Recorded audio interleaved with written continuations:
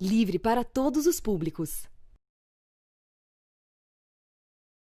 Olá! Com 4 milhões de pessoas infectadas pela Covid-19, Bolsonaro declarou que a sua estratégia de contenção do vírus deu certo e disse se considerar um chefe de Estado ímpar nas políticas de combate à pandemia. Ímpar é a incompetência do presidente, apontado como o responsável pelos mais de 120 mil mortos pela doença. Na entrevista central, a presidente da Abrasco, Gulnara Azevedo, fala sobre o assunto. Na nossa reportagem, você acompanha os retrocessos na política ambiental, que se agravam com a suspensão das operações contra o desmatamento na Amazônia e no Pantanal. Eu sou Pamela Oliveira e está no ar a Central do Brasil.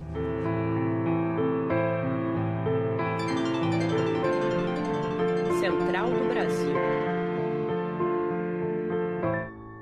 Foram os R$ 600 do auxílio emergencial proposto pela oposição e aprovado no Congresso, que permitiram não só salvar da miséria milhares de famílias brasileiras, mas também trazer algum grau de atividade econômica durante a pandemia. O cientista político André Singer comenta quais podem ser os efeitos da posição de Bolsonaro, que quer reduzir o benefício pela metade. Embarque imediato. A decisão do presidente Jair Bolsonaro de estender até dezembro o auxílio emergencial, que a parte mais vulnerável da população vem recebendo desde o início da pandemia, é importante como um complemento de proteção a pessoas que estão numa situação muito precária, tendo em vista o espraiamento do coronavírus. No entanto, ele simultaneamente cortou pela metade o valor que estava sendo recebido por essas pessoas. Então, nestes últimos meses do ano de 2020, a população que vinha recebendo R$ 600 passará a receber R$ 300, o que é metade do que recebia antes. Nós não sabemos, nesse momento, o quão grave isso pode ser, uma vez que o desemprego vem crescendo, os sinais de que houve um impacto forte sobre as atividades econômicas se avolumam, e, portanto, é possível que este corte represente uma perda significativa, até mesmo em termos de compra de alimentos, para determinados segmentos dos que vinham recebendo, que é um número expressivo, cerca de 65 milhões de brasileiros. O bloqueio de 60 milhões de reais no orçamento do Ministério do Meio Ambiente, que seria repassado a órgãos de preservação ambiental, pode trazer novos riscos à floresta amazônica. Uma semana antes do Dia da Amazônia, celebrado em 5 de setembro, o ministro Ricardo Salles anunciou que todas as operações contra o desmatamento ilegal da floresta estão suspensas. Vamos acompanhar a reportagem de Camila Piacese. Nacional. Em agosto, o volume de queimadas registradas pelo Instituto Nacional de Pesquisas Espaciais, o INPE, foi o maior do ano e o segundo maior da década. 29.307 focos de calor. Foram 9.205 quilômetros quadrados, o equivalente a 1.100.000 campos de futebol. Isso, mesmo com a atuação conduzida pelo Exército na região, coordenada pelo vice-presidente, o general Hamilton Mourão. A situação fica ainda mais preocupante, pois afeta a saúde respiratória das pessoas e estamos vivendo uma pandemia viral, como lembrou a assessora do Instituto Socioambiental, o ISA, Adriana Ramos. Lamentavelmente, nós não vimos nenhuma ação consistente do governo para reverter esse quadro. Pelo contrário, as sinalizações do governo de flexibilização das fiscalizações e do controle sobre as atividades ilegais agravam significativamente a situação. Outro problema que se agrava no ano de 2020 é o garimpo ilegal e a exploração dos madeireiros, principalmente em terras de conservação ambiental indígenas, conforme explicou o porta-voz da campanha Amazônia do Greenpeace, Rômulo Batista. Isso é uma demonstração que o governo não tem um plano de combate ao desmatamento, não tem um plano de combate às ilegalidades que ocorrem na floresta. Bem pelo contrário, ele tende a imputar responsabilidade às outras pessoas e não cumprir o seu dever constitucional. Nessa semana, a Articulação dos Povos Indígenas do Brasil, a PIB, com o apoio do Observatório, lançou uma campanha para pressionar empresas e investidores estrangeiros a não financiar o desmatamento na Amazônia, intitulada Defund Bolsonaro, que significa cortar financiamento do Bolsonaro. A iniciativa culpa o governo pela situação e pede que o dinheiro destinado à Amazônia seja cortado. A dica de cultura de hoje é de humor. Quem traz a sugestão é o cartunista Santiago, direto do Rio Grande do Sul. Parada cultural. O Brasil, de fato, está lançando um suplemento de humor muito divertido e que vocês não podem perder, que se chama Me Queen. É a revista Me Queen, feita por um grupo de cartunistas gaúchos e com muita crítica, muito deboche, muita gozação, muita brincadeira em torno desse governo surrealista que tomou conta do Brasil. Acho que é uma boa dica de leitura. Com o auxílio emergencial sendo cortado pela metade e o desemprego em alta, as ações de solidariedade dos movimentos populares continuam sendo a saída para a população mais pobre. Vamos conhecer algumas ações no giro que vai de ponta a ponta do Brasil com Afonso Bezerra.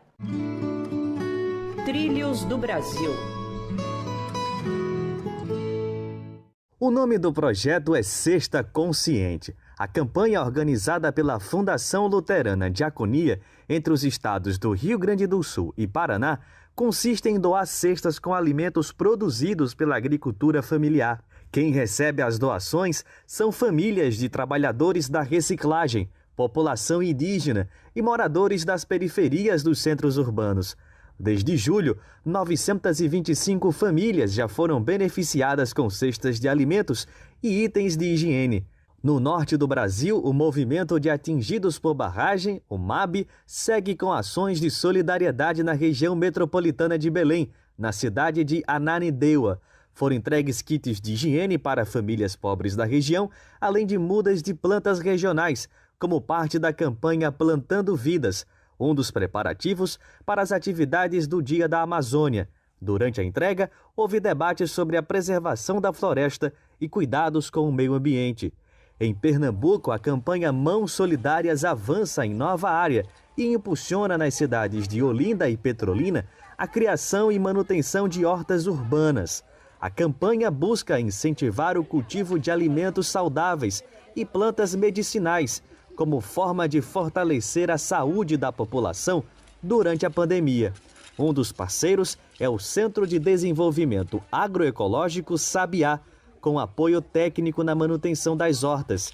Peixinhos, um dos bairros tradicionais de Olinda, vai receber a Horta do Nascedouro, um espaço de resistência popular e cultural no bairro. Senhorinha Joana, militante do MTD, explica o impacto da horta para a comunidade. Uma é dar finalidade a esses espaços públicos que estão abandonados, então fazer um uso produtivo desses espaços, né?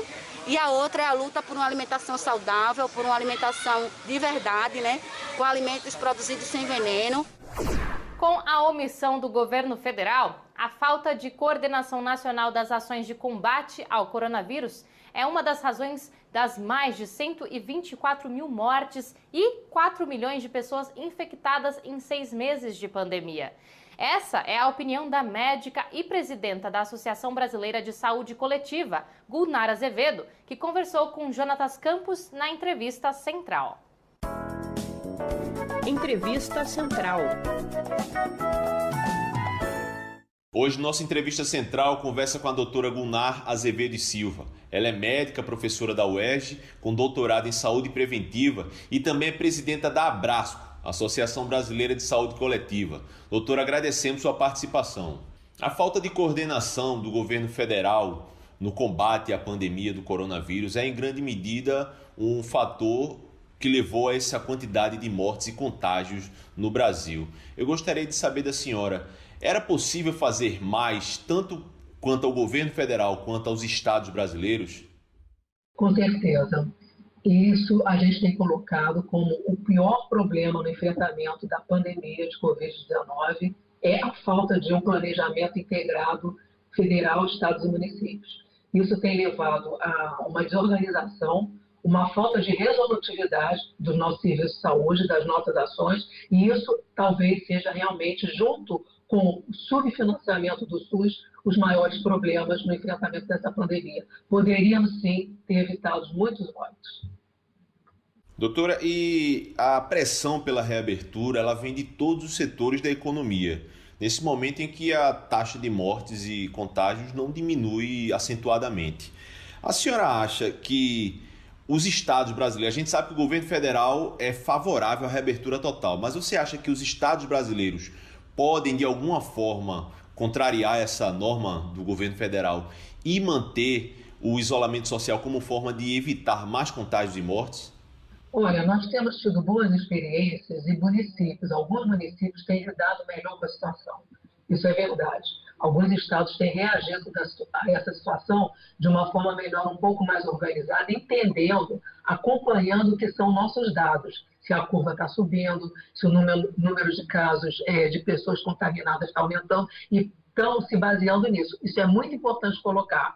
Agora, na medida em que você não tem uma organização, eu não digo que o país todo tem que ser igual, mas isso precisa ser integrado. A gente não pode ter iniciativas de um lugar onde elas não estejam interligadas à iniciativa de outros lugares, porque vivemos num país muito grande, onde há muita mobilização, há muitas pessoas que vão de um lugar para outro, e isso tudo não pode acontecer se não houver uma regra, se não houver uma articulação, é o que a gente coloca. Professora, e sindicatos patronais de escolas privadas andam fazendo protestos nos estados brasileiros pela reabertura. E eu faço uma pergunta bem básica para a senhora. É possível reabrir todas as escolas no Brasil sem o risco de um contágio coletivo? Não, com certeza não. Nesse momento a gente não tem nenhuma segurança de que isso não vai ser tranquilo, entendeu? Isso com certeza vai aumentar o risco, as crianças vão transmitir, os funcionários, os professores vão se contaminar. Não estamos num quadro que permita isso. A gente tem que fazer isso com muita organização, com várias medidas, né, de garantia de não transmissão, e isso a gente não tem pronto ainda. É muito necessário que a população entenda isso. O que as experiências de outros países têm mostrado isso. O fato de abrir sem controle e abrir de qualquer jeito, a gente está fazendo com que novos surtos da epidemia voltem a ocorrer. Professora Abraço, da Associação Brasileira de Saúde Coletiva, estuda a fundo a saúde pública brasileira. E o projeto de lei das diretrizes orçamentárias do governo federal para 2021 reduz em 35 bilhões as verbas para o SUS. O que isso significa para a saúde coletiva? Bom, isso é muito grave, isso é gravíssimo, significa que justamente agora, mais do que tudo, a gente precisa de um suporte, de um apoio maior, porque não só a pandemia trouxe para a gente um quadro de saúde mais grave, uma crise mais grave, uma demanda maior, como também vai trazer para a gente o que ficou de efeito colateral dessa epidemia. Outras doenças ficaram sem serem assistidas, as pessoas não puderam procurar, tiveram que adiar cirurgias, alguns quadros, né, de doenças crônicas e outros problemas de saúde pioraram nesse sentido, então nós vamos ter uma necessidade, inclusive, maior, e isso é muito grave. Não só manter o congelamento, né, do teto de gastos, que foi o que está acontecendo com a EC 95 por 20 anos, congelando o que seria o financiamento da saúde, e não disponibilizando mais recursos, é muito grave. Por isso que nós, na Brasco, a gente apoia totalmente a medida que o Conselho Nacional de Saúde fez, uma petição pública para garantir 168 bi para o orçamento, né, da saúde no ano que vem. A Central do Brasil está terminando e eu faço um convite especial para você. Na segunda-feira, dia 7 de setembro, está sendo convocado o Grito dos Excluídos. Com ações por todo o país, o Grito une as pastorais sociais e os movimentos populares sob um lema: vida em primeiro lugar, basta de miséria, preconceito e repressão. Queremos trabalho, terra, teto e participação. Fique ligado e participe. Um ótimo final de semana.